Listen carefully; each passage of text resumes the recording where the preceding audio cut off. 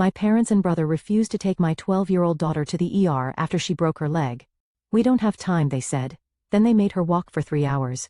I didn't shout, I did this. 4 days later, they were screaming in panic. I'm Stephanie, 31, and my daughter Grace is my whole world. She's 12, bright-eyed, and the kindest soul I know. My relationship with my parents Harold and Martha and my brother Jason? That's complicated. When I left Grace with them for a weekend conference, my stomach knotted with worry. I never imagined that 3 days later, I'd be in a hospital room, watching my daughter recover from emergency surgery on a broken leg that my family had forced her to walk on for 3 hours. We didn't have time for the ER, they said. Before I continue with this story, where are you watching from? Drop a comment below, hit that like button and subscribe to hear how I handled this unforgivable betrayal. Life as a single mom isn't easy, but Grace and I have found our rhythm. After my divorce from Mark 5 years ago, I've devoted myself to giving Grace stability and love. Mark's job took him across the country, and while he sends child support regularly, his visits are sporadic. Grace understands, she's always been mature for her age, but I've worked double time to fill that gap. To be both mom and dad. My relationship with my own parents has always been strained. Harold and Martha Wilson live in a beautiful lakeside property about 2 hours from our apartment in the city. It's picturesque wooden cabin, private dock, forest trails, the kind of place Grace loves to visit. But beneath that Norman Rockwell exterior lies a colder reality. Growing up, I was never quite enough for them. Harold, a retired surgeon, expected perfection. Martha, a former school principal, scrutinized every decision. Their criticism was relentless. My grades, despite being ace, my appearance, too casual, my career choice, teaching instead of medicine. Even now, at 31, with a master's degree and a stable job as a high school English teacher, I still feel 16 and inadequate around them. Then, there's my brother, Jason. 3 years younger, yet somehow always above reproach. The golden child. The boy wonder who followed our father's footsteps into medicine. Jason could do no wrong, while I seemingly could do no right. When he became an orthopedic surgeon, just like Dad, you'd have thought he'd cured cancer from my parents' reaction. Despite all this, I maintained contact because I believed Grace deserved to know her grandparents and uncle. They adored her in their way. Grace loved fishing with Grandpa Harold, baking with Grandma Martha, and listening to Uncle Jason's hospital stories. I tried to shield her from their subtle criticisms, the same ones that had chipped away at my self-worth for decades.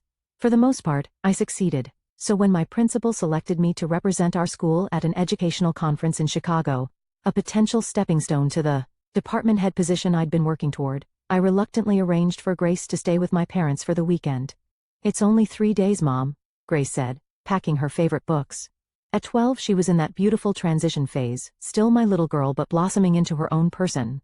Her dark hair was pulled into a practical ponytail, and her blue eyes sparkled with excitement. I'll be fine. Plus, Grandpa said we might go hiking to the waterfall. I checked her suitcase, adding an extra sweater. April in Minnesota can be unpredictable. I know you'll be fine, sweetie. Just remember to take your allergy medication every morning, and don't let Grandpa give you too much sugar before bed. I know, Mom, she rolled her eyes playfully. We've done this before. We had, but never for more than a day. Something about this trip felt different. Maybe it was the importance of the conference, or perhaps it was the way Jason had inserted himself into the weekend plans at the last minute. He and his wife Megan were having issues, and he decided to stay at our parents' place to clear his head. Jason's presence always shifted the family dynamic, making Harold and Martha even more dismissive of me. Friday afternoon, I drove Grace to the lake house. The property looked beautiful in early spring, budding trees, glimpses of the lake through the woods, the charming frame house my father had built before I was born. My parents greeted us on the porch, Martha immediately fussing over Grace's light jacket.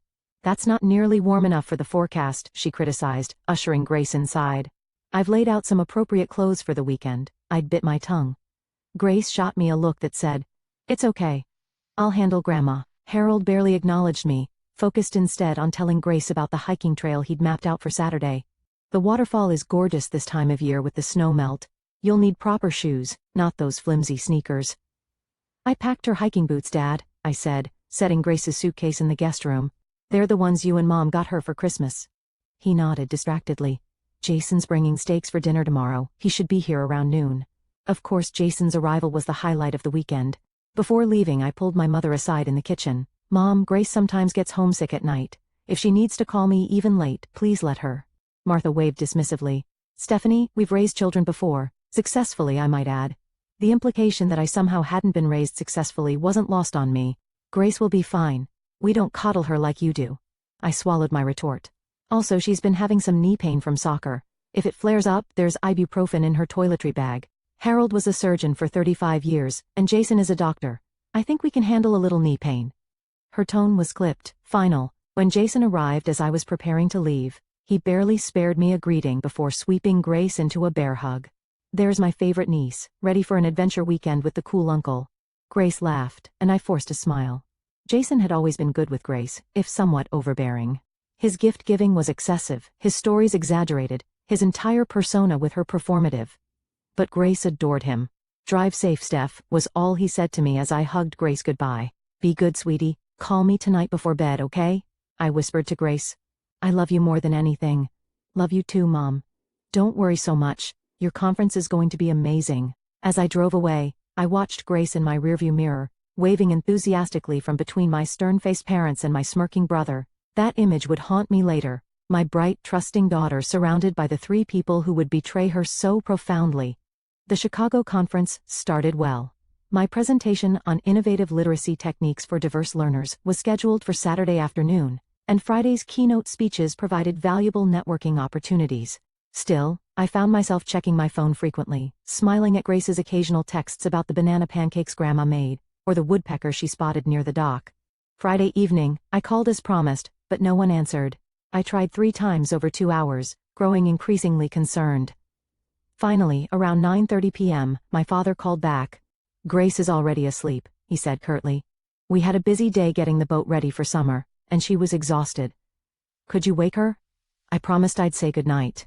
"Stephanie, don't be ridiculous. The child needs rest, not to be disturbed because you're feeling insecure about being away." I swallowed my frustration. "Can you just have her call me first thing tomorrow? We're hiking early. She'll call you when we get back."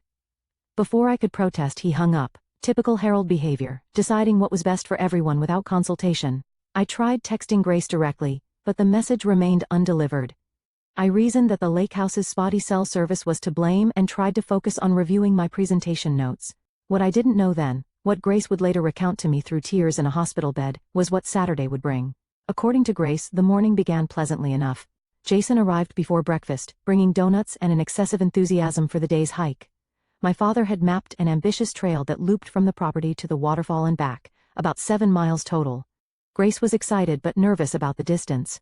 "Maybe we should do the shorter trail," she'd suggested timidly over breakfast. "Mom and I usually do the 3-mile one. Your mother coddles you," my father had responded. "You're old enough for a real hike. Besides, Jason wants to see the upper falls." And so it was decided. What Grace wanted or felt comfortable with was irrelevant. What Jason wanted was the priority. A family dynamic I knew all too well. They set out around 9 a.m. Grace wore the proper hiking boots I'd packed, along with jeans and layers as the spring day promised to warm up. Her backpack contained water, trail mix, and her phone, which my mother promptly confiscated. "No electronics in nature," Martha declared. "This is family time." The first half of the hike went smoothly. They reached the waterfall by noon, where they ate the sandwiches Martha had packed. Grace described how beautiful the falls were, swollen with spring runoff, cascading dramatically over moss-covered rocks. It was on their return journey, about a mile from the waterfall, that everything went wrong. The path narrowed as it followed a stream, becoming rocky and slick with spray from the rushing water. Grace was careful, but my father and Jason set a brisk pace ahead, with Martha following close behind them. No one was watching when Grace's foot slipped on a moss-covered rock.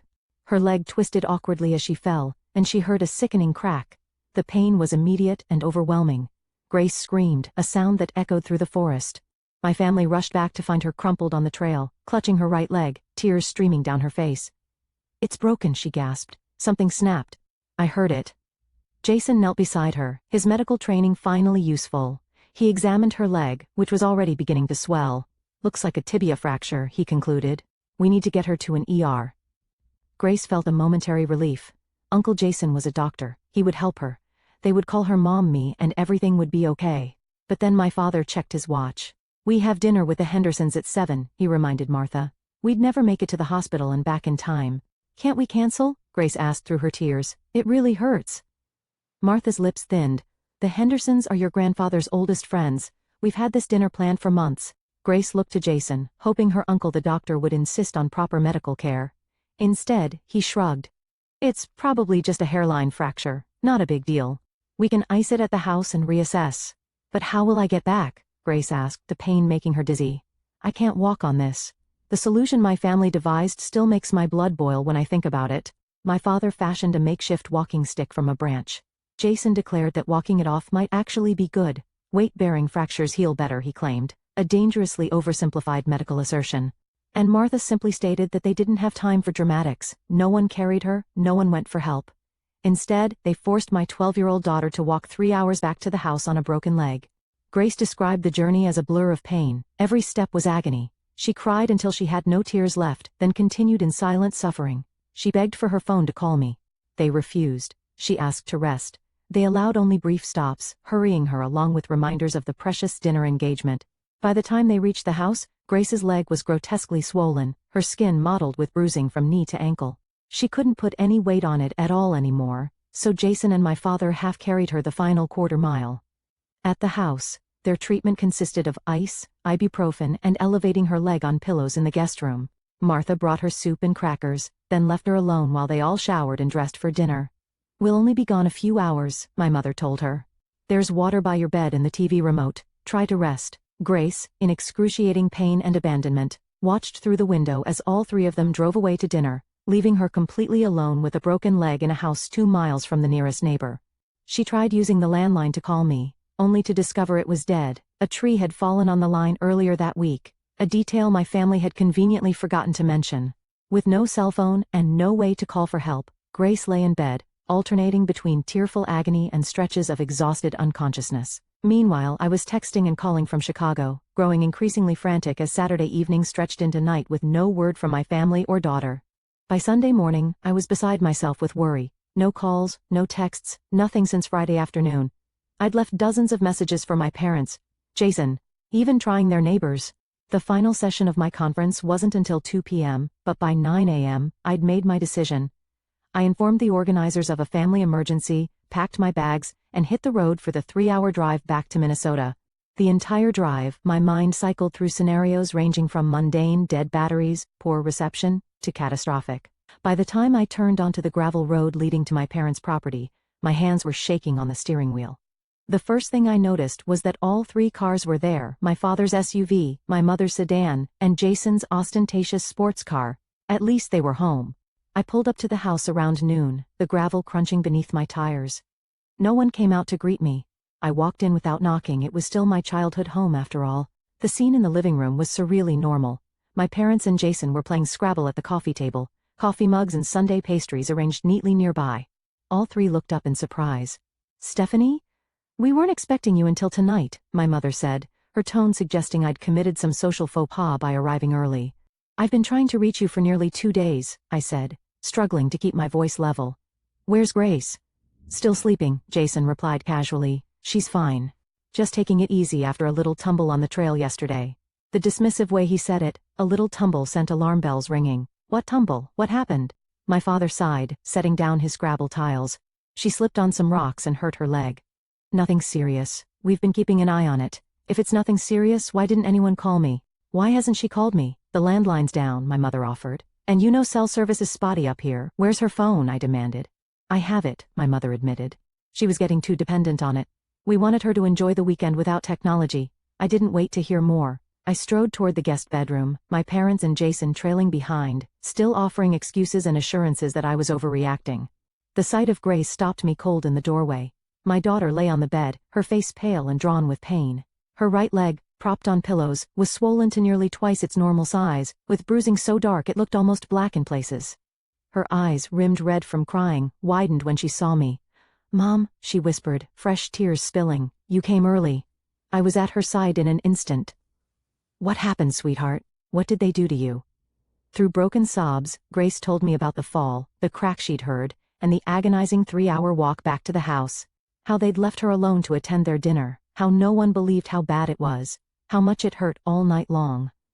As she spoke, I gently examined her leg, my horror mounting.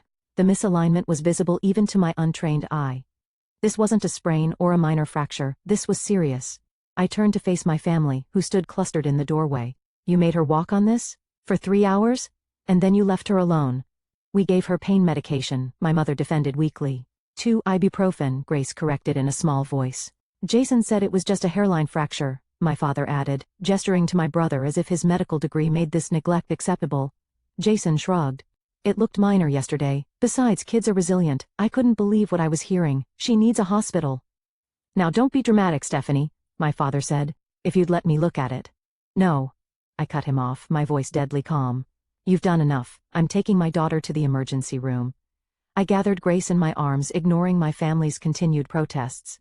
She was lighter than I expected. Or perhaps adrenaline made her weight insignificant. I carried her to my car, my parents and Jason following with a bizarre mixture of defensive excuses and suddenly helpful suggestions. Should we come with you? My mother asked as I carefully settled Grace in the back seat, arranging pillows to elevate her leg. No, I answered without looking at her. You've done enough. The 20-minute drive to the nearest hospital was tense with Grace's whimpers each time the car hit a bump. I called ahead so they'd be ready for us. By the time we arrived, Grace's pain had escalated to the point where she could barely speak. The emergency room staff took one look at her leg and rushed us into a treatment room. The doctor, a kind-faced woman named Dr. Rivera, ordered immediate x-rays and pain medication. When she returned with the results, her expression was grave. Grace has a displaced tibial shaft fracture, she explained, showing me the x-rays. See this angle here? The bone has completely broken and shifted. What concerns me most is the delay in treatment. Walking on this injury has caused soft tissue damage and increased the risk of complications. What kind of complications? I asked, my throat tight. Compartment syndrome is our immediate concern. That's increased pressure within the muscle compartment that can damage nerves and blood vessels. There's also risk of infection, improper healing, and long-term mobility issues. What does she need? Surgery, Dr. Rivera said firmly. We need to realign the bone and stabilize it with screws and a plate. Our orthopedic surgeon is being called in. He'll be here within the hour. I nodded, trying to process everything. And if this had been treated immediately after the injury? Dr. Rivera's expression told me everything. A clean break might have needed just a cast. Walking on it changed everything. As Grace was prepared for surgery, I sat beside her bed, holding her hand. The weight of what my family had done, the unnecessary pain they'd caused, the complications they'd created, settled over me like a suffocating blanket. I trusted them with my most precious person, and they had utterly failed us both. When my parents and Jason appeared in the doorway of the treatment room an hour later, I felt nothing but cold, crystalline rage. The pediatric orthopedic surgeon, Dr. Layton, arrived promptly. After examining Grace and reviewing her x-rays, he confirmed what Dr. Rivera had told us. Grace would need emergency surgery to repair the displaced fracture and address the soft tissue damage caused by walking on the broken bone. We'll need to place a titanium rod and several screws, he explained. In a child her age, we'd typically try to avoid such invasive measures, but the displacement is severe, and there's significant soft tissue involvement. Grace squeezed my hand, her eyes wide with fear. Will it hurt? Dr. Layton's expression softened. You'll be asleep for the surgery, and we'll manage your pain carefully afterward. The good news is that young bones heal remarkably well. With proper care and physical therapy, you should regain full function. As they prepared to take Grace to surgery, I kissed her forehead, promising to be there when she woke up. The moment they wheeled her away, I turned to face my family, who had been hovering awkwardly by the door. Stephanie, don't you think you're overreacting? My father began. Surgery seems extreme. If they'd just let me examine her properly. Stop, I said, my voice low and controlled. Just stop. We didn't know it was this serious, my mother interjected. Grace didn't indicate it was this bad. She was crying in pain for hours, I countered. She heard the bone break. She told you it was broken. Kids exaggerate, Jason said with a dismissive wave. I see it all the time in my practice. They come in thinking they're dying when it's just a sprained ankle. Something in me snapped. This isn't just anything, Jason. This is a displaced tibial fracture with soft tissue damage. You're an orthopedic surgeon. You should have recognized the severity immediately. In a proper examination setting, maybe, he defended, out on a trail with limited visibility. Then you should have erred on the side of caution. I was shouting now, drawing concerned looks from the nursing staff. I lowered my voice. You should have carried her out, called for help, done literally anything other than force her to walk for 3 hours on a broken leg. We had dinner plans, my mother said weakly. I stared at her, incredulous. Dinner plans. You left my injured minor child alone in an empty house with no working phone because of dinner plans. The Hendersons are very important to your father, she explained, as if this clarified everything. More important than Grace's health? Than her safety?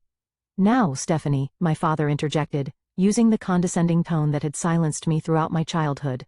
You're being emotional. These doctors are probably overreacting to cover themselves legally. I've seen it countless times. I closed my eyes, memories flooding back. My sprained wrist at 10 that my father declared just bruised until the school nurse sent me for x-rays 3 days later. The time Jason broke our neighbor's window, but I was punished because Jason wouldn't do that. The consistent, persistent pattern of minimizing my concerns while elevating Jason's opinions. Grace could have permanent damage, I said quietly. She's 12 years old and may need physical therapy for months because you couldn't miss a dinner party.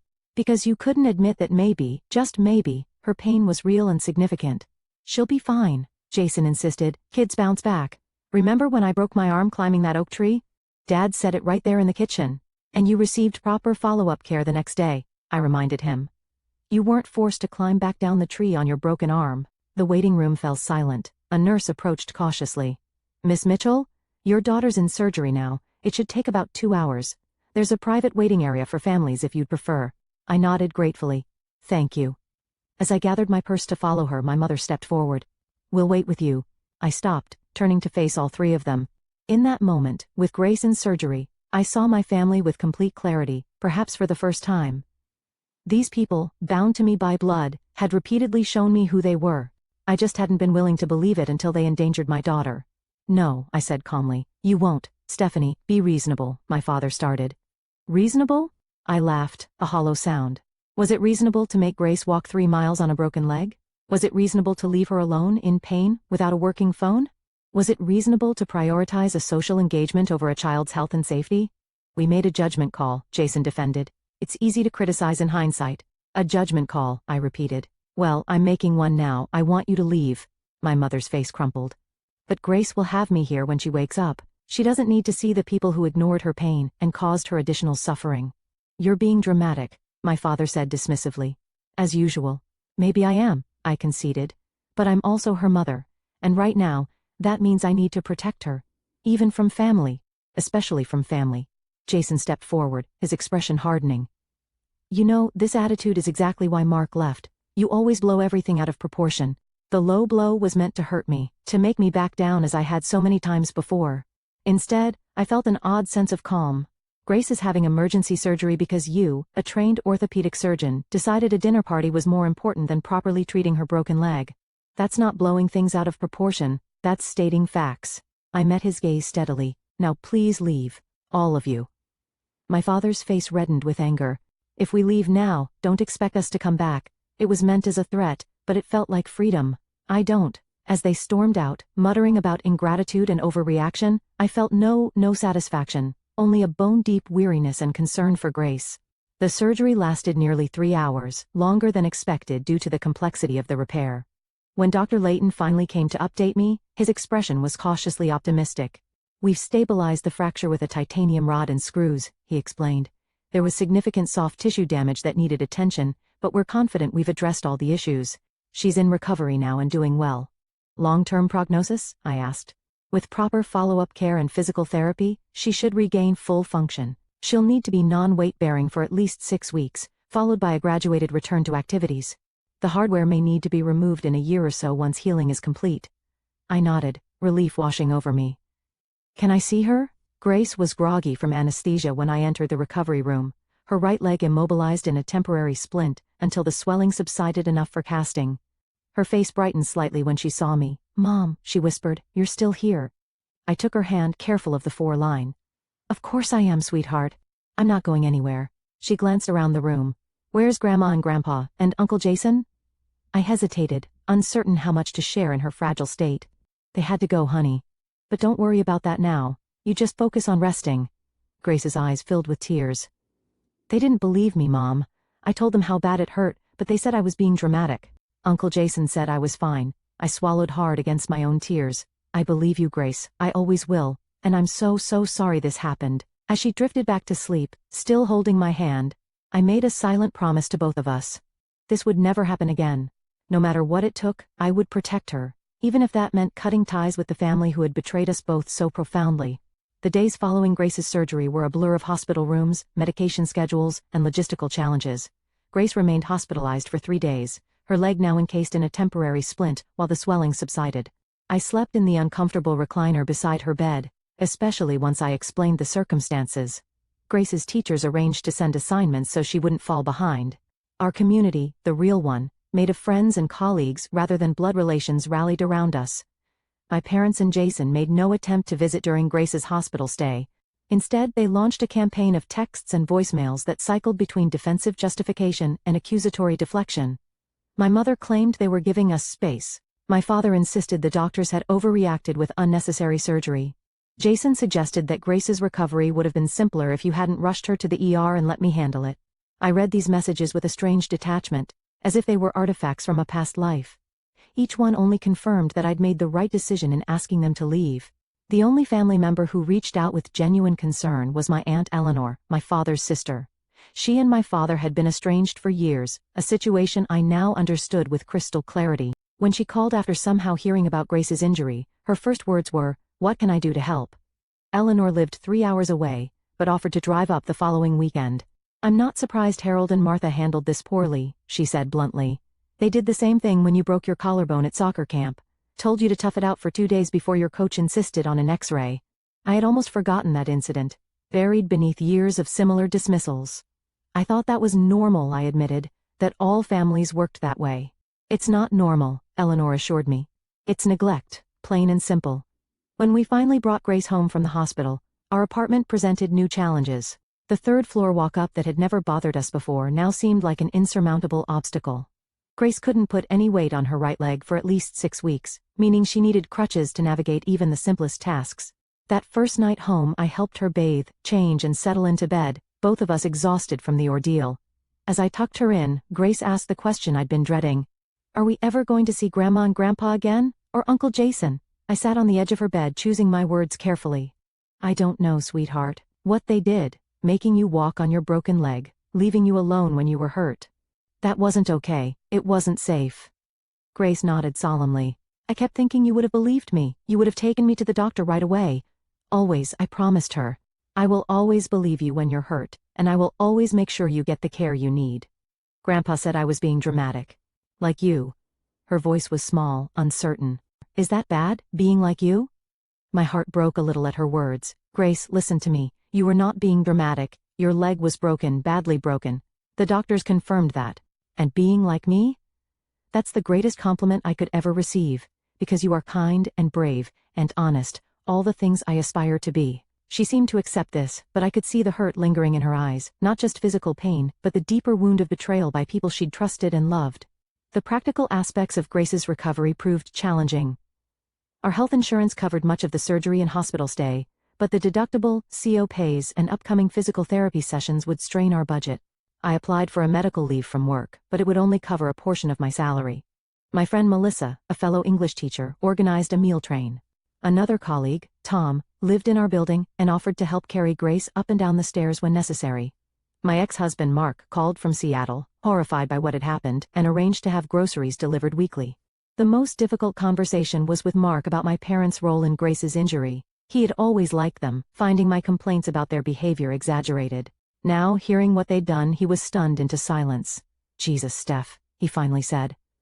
"I thought you were just being sensitive all those years. I had no idea they were capable of something like this." "Neither did I admitted. "Not to this extent. Do you want me to fly out? I can take some time off." The offer surprised me. Mark hadn't taken time off for Grace since our divorce. "No. But thank you for offering, we're managing. But maybe you could FaceTime her more regularly?" "She could use the extra support right now, of course, anything she needs." He paused. "And what about your parents? What are you going to do about them?" It was the question I'd been wrestling with since the hospital. What do you do when the people who should love and protect you the most demonstrate such callous disregard? How do you reconcile the bonds of family with the need to protect yourself and your child? "I don't know yet," I told him honestly, "but I know I can't let them hurt her again."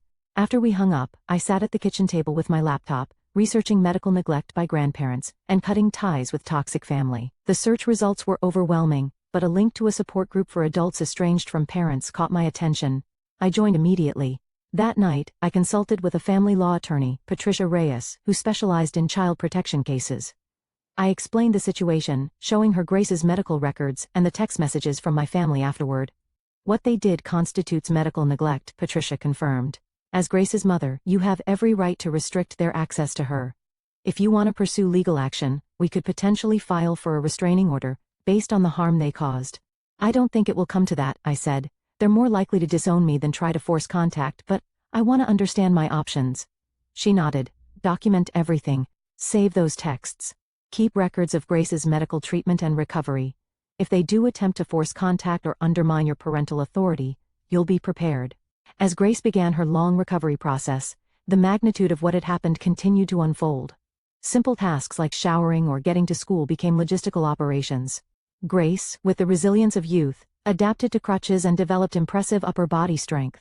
But the psychological impact was harder to measure. She began having nightmares about falling and being abandoned in the woods. She grew anxious when I was out of sight for too long. When my mother sent her a cheerful get-well-soon card with no acknowledgement of what they'd done, Grace stared at it for a long time before quietly asking me to throw it away. "They don't think they did anything wrong, do they?" she asked. "No, sweetheart, they don't. Some people find it very hard to admit when they've made mistakes." She considered this. "I don't want to be like that. I want to be able to say I'm sorry when I mess up." In that moment, I recognized that despite the trauma and pain, Grace was learning valuable lessons about accountability, empathy, and self-worth, lessons my parents had never managed to grasp. As the days passed, my parents and Jason's messages grew increasingly hostile. They accused me of turning Grace against them, of overreacting to a minor incident, of being an ungrateful daughter after all they'd done for me. Not once did any of them acknowledge the severity of Grace's injury or express genuine remorse for their role in it. For days after bringing Grace home from the hospital, I made my decision. It wasn't impulsive or emotional, but the measured conclusion of a lifetime of evidence. My family had shown me repeatedly who they were. It was time I believed them. For days after bringing Grace home from the hospital, I sat at our kitchen table with a legal pad, Grace's medical records, and a sense of calm determination. My daughter was napping in her room, the morning's physical therapy session having exhausted her. Her temporary splint had been replaced with a full cast, bright blue at her request, already accumulating signatures from the few visitors we'd welcomed. I began drafting a letter. Not an angry tirade or emotional plea, but a clear, factual account of what had happened, and what would happen next. I included copies of Grace's X-rays and the surgical report, with key phrases highlighted: displaced tibial fracture, soft tissue damage due to walking on the injury, delayed medical treatment complicating recovery. To my parents I wrote, Harold and Martha, I'm providing Grace's medical record so you can fully understand the severity of her injury and the consequences of your decisions last weekend. As her mother, I trusted you to keep her safe. That trust has been irreparably broken. Grace will require extensive physical therapy, and may need additional surgery to remove the hardware. She will miss the remainder of her soccer season, and possibly the start of next year's. At 12 years old, she has experienced unnecessary pain and trauma that could have been avoided with basic compassion and appropriate medical attention. After considerable reflection, I've decided to terminate our relationship. This isn't a temporary cooling-off period or an emotional reaction. It's a necessary step to protect Grace from further harm. Do not contact Grace directly through any means *. Do not contact me except through the legal representative copied on this letter *. Do not visit our home or Grace's school *. Do not attempt to use other family members as intermediaries. If you violate these boundaries, I will pursue legal protection without hesitation. I don't make this decision lightly. It comes after a lifetime of dismissal, favoritism, and emotional manipulation that I allowed to continue, because I believed family connections were inherently valuable. Grace's broken leg has broken that illusion as well. Stephanie. To Jason, I wrote a similar letter, adding, as a medical professional, your failure to properly assess and advocate for Grace's injury is particularly inexcusable. You prioritize dinner plans over a child's broken leg. Your medical license may permit you to practice, but your judgment that day revealed a fundamental lack of compassion and professional ethics that no credential can disguise. *. I sent the letters by certified mail, ensuring delivery confirmation. Copies went to my lawyer, Patricia, who had helped me draft the legal language. I also changed both our phone numbers and email addresses, creating new ones that only trusted friends and colleagues would receive. Grace watched me place the letters in the mailbox outside our apartment building, her expression solemn beyond her years. Is this forever? She asked as we made our slow way back up the stairs, she on crutches, me carrying her backpack. I don't know, I answered honestly. Right now, we need space to heal you physically, both of us emotionally. Someday, if they can truly understand what they did and take responsibility, maybe things could be different. But that would require them to change in ways they've never shown the capacity for. She nodded thoughtfully. I'm sad but also relieved. Is that weird?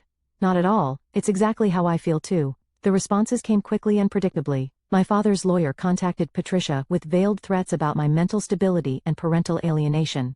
My mother sent a tearful voicemail to my school office, the only number she still had, begging to speak to Grace, just for a minute. Jason sent a scathing email to my new address. How he found it, I'll never know, accusing me of professional slander and threatening legal action of his own. None of them acknowledged the harm they'd caused. Patricia handled the legal threats efficiently, responding with copies of Grace's medical records and statements from her doctors about the impact of delayed treatment. The threats quieted after that, though the emotional manipulation attempts continued sporadically. Meanwhile, Grace's recovery progressed slowly but steadily. 6 weeks of non-weight bearing turned into partial weight bearing with a walking boot. Physical therapy 3 times a week helped her regain strength and mobility. Her therapist, Diane, incorporated psychological support as well, helping Grace process the betrayal she'd experienced alongside the physical trauma. My Aunt Eleanor became a regular presence in our lives, driving up every other weekend to help with groceries, laundry, or simply to provide adult company for me. Through her, I learned family history I'd never known, patterns of neglect and favoritism that stretched back generations. Your grandfather did the same to your father, she told me one evening as we shared tea after Grace had gone to bed. Minimized his pain, taught him to suppress emotions, favored the son who most mimicked his stoicism. Harold became what he was raised to be. That explains it, I said. But it doesn't excuse it. No, she agreed. Understanding the origin of behavior doesn't obligate you to accept its continuation. As the weeks passed, we established new routines and traditions. Sunday mornings became pancake breakfasts with whatever toppings we craved. Friday nights were movie nights with takeout from local restaurants we'd never tried before. We started a 2-person book club, reading the same novels and discussing them over hot chocolate. In place of the family we'd lost, we strengthened connections with the people who showed up for us consistently. My colleagues who covered classes when Grace had appointments, neighbors who helped with stairs and errands, even Mark, who surprised us both by flying in for a long weekend to see Grace and help with household projects I'd been postponing. 3 months after surgery, Grace returned to school full-time. Her mobility was still limited, but the walking boot allowed her independence. Her friends had been supportive throughout, visiting with homework and gossip, making her feel included despite her absence. Her teachers accommodated her needs without making her feel singled out. The support group for adults estranged from parents became an invaluable resource. Through their stories, I recognized patterns in my own upbringing that I'd normalized. The constant criticism disguised as concern, the dismissal of my feelings, the golden child scapegoat dynamic between Jason and me. I began to understand that cutting ties wasn't an act of vengeance, but of self-preservation. 6 months after the incident, Grace had her hardware removal surgery, a less invasive procedure with a quicker recovery time. By then, we had received no direct contact from my parents or Jason for nearly 3 months, though I occasionally heard through mutual acquaintances that they were telling a very different version of events, casting themselves as victims of my unstable behavior and overprotectiveness. I found I no longer cared what they said.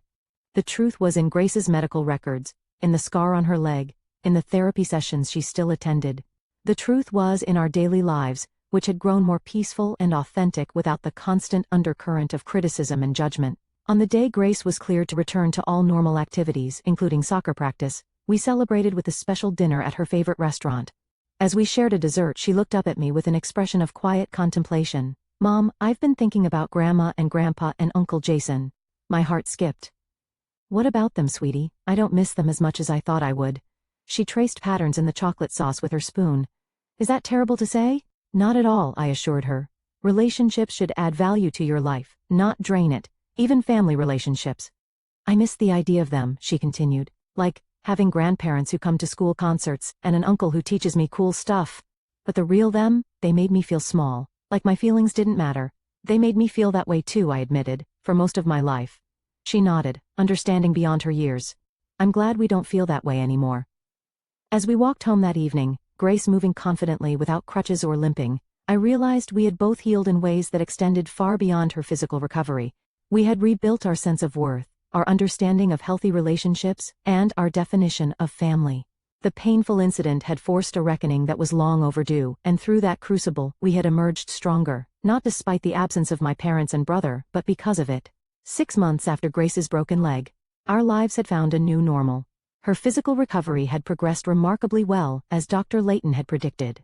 The second, less invasive surgery to remove the hardware had gone smoothly, leaving only a faint scar where the rod and screws had been. She'd returned to soccer, her coach easing her back with modified training sessions before clearing her for full participation. The emotional healing took longer for both of us. Grace still occasionally had nightmares about being left alone while injured. Certain triggers, a particular tone of voice, the smell of pine forests, even the sound of Scrabble tiles clicking together, could momentarily transport her back to that painful weekend. But with therapy and time, these moments grew less frequent and less intense. For me, the journey involved unlearning a lifetime of conditioned responses.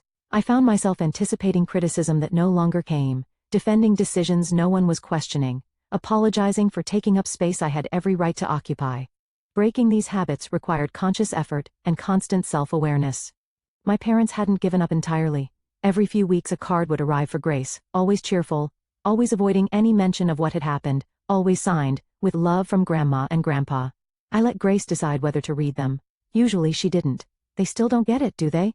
She observed one day, holding an unopened birthday card from them. They think they can just pretend nothing happened. Some people never develop the capacity to truly acknowledge when they've hurt others, I explained. It threatens their self-image too much. That's sad, Grace said, with genuine compassion that amazed me. It must be lonely, never being able to say you're sorry. Jason had apparently moved on completely. According to my Aunt Eleanor, he'd told extended family that I had mental health issues, and had cut everyone off for no reason. Few believed him, especially after Eleanor quietly shared the actual circumstances. But it didn't matter. Jason's inability to acknowledge his role in harming Grace only confirmed we were better off without him. The most persistent attempts at contact came from my mother. She left messages with mutual friends, sent letters to my school, even approached Grace's soccer coach at a game. Though thankfully, the coach, aware of the situation, politely but firmly refused to get involved. My mother's messages always followed the same pattern. She missed us, she loved us, she didn't understand why I was being so extreme, and couldn't we just move past this unpleasantness? Not once did she acknowledge what they had done, or offer a genuine apology. I maintained the boundaries I'd established. The legal letters had done their job. None of them came to our home or tried to contact Grace directly. But the emotional campaign continued, with my parents positioning themselves as wounded victims to anyone who would listen. Through the Adult Children of Toxic Parents support group, I learned this was a common tactic, what some members called the missing reasons. My parents genuinely couldn't comprehend why I had cut contact, because acknowledging the real reason would require them to see themselves as people who had harmed a child. That recognition was simply not compatible with their self-image. Understanding this dynamic didn't make it easier, exactly. But it did help me stop expecting an acknowledgement that would never come. I stopped hoping for the dramatic moment of realization, the tearful apology, the healing reconciliation that movies had taught me to expect. Instead, I focused on building a life where such recognition wasn't necessary for our happiness. Grace and I established new traditions to replace the old ones. Instead of tense holidays at my parents' lake house, we hosted small gatherings with friends in our apartment. For Thanksgiving we volunteered at a local shelter before enjoying our own meal with Melissa and her family. Christmas became a cozy celebration just for the two of us, with a trip to a nearby resort for skiing, once Grace was fully recovered, of course. My Aunt Eleanor remained our strongest family connection, visiting regularly and sharing stories about my grandparents and great-grandparents that helped me understand the generational patterns at play. Through her, Grace maintained a sense of family history and belonging without the toxic elements my parents had introduced. Perhaps the most surprising development was my relationship with Mark. Our divorce had been amicable but distant, with him pursuing his career across the country while I raised Grace. After the incident with my parents, however, he became more present in our lives, calling Grace regularly, visiting when he could, even helping financially with her medical expenses beyond his required child support. I should have been there more, he admitted during one visit. Seeing how your parents failed Grace made me realize I've been failing her too, just in a different way. His honesty and willingness to change stood in stark contrast to my parents' rigid denial. It wasn't a romantic reconciliation, we were both better as co-parents than spouses. But it was a healing of a different kind of family wound. As for Grace, she amazed me daily with her resilience and wisdom. She approached her recovery with determination, rarely complaining despite the pain and limitations.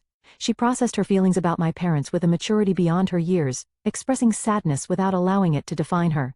"You know what's weird, Mom?" she said one evening as we walked our neighbor's dog, an activity that had become part of her strength-building routine. "I think I learned more from them not being in our lives than I ever did when they were." "What do you mean?" I asked. "I learned what kind of person I don't want to be," she explained. "Someone who can't admit mistakes, someone who cares more about appearances than people's feelings, someone who makes others feel small to make themselves feel big." Her insight took my breath away. That's a powerful lesson, Grace. Plus, she added with the pragmatism of youth, I learned that when someone shows you who they are, you should believe them the first time. Maya Angelou said that, right? I smiled. She did. And she was absolutely right. That, ultimately, was the most profound lesson from our painful experience. My parents and brother had shown me who they were countless times throughout my life. I had made excuses, normalized their behavior, blamed myself, anything to maintain the illusion that they would someday become the loving, supportive family I yearned for. It took their mistreatment of Grace to finally break that pattern and accept the reality. Family is not defined solely by blood. It's defined by love, respect, trust, and mutual care. Sometimes, the healthiest family is the one you choose and build, not the one you're born into. Creating boundaries, even permanent ones, with toxic relatives isn't an act of cruelty, but an act of self-preservation, and in my case, the protection of my child. Grace will carry the physical scar of that weekend for life, a faint line on her leg where the bone was repaired. But the emotional scars have healed better than I could have hoped, because we addressed them honestly, sought help when needed, and removed ourselves from the source of harm. As for me, I no longer feel guilty about the estrangement from my parents and brother. I no longer lie awake wondering if I'm the unreasonable one, the overly sensitive one, the dramatic one. I know the truth of what happened, and I know that protecting Grace was the only acceptable response. Some relationships can't be repaired because the other parties refuse to acknowledge the damage. Some broken things are meant to stay broken. The real healing comes not from forcing those broken pieces back together, but from carefully collecting the fragments that still have value and building something new, something healthier, something true. Have you ever had to make a difficult decision to protect yourself or someone you love?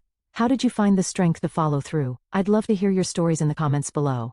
And if you found this story helpful, please like, subscribe, and share with someone who might need to hear that sometimes, walking away is the bravest thing you can do. Thank you for listening, and remember, your worth is not determined by those who failed to value you.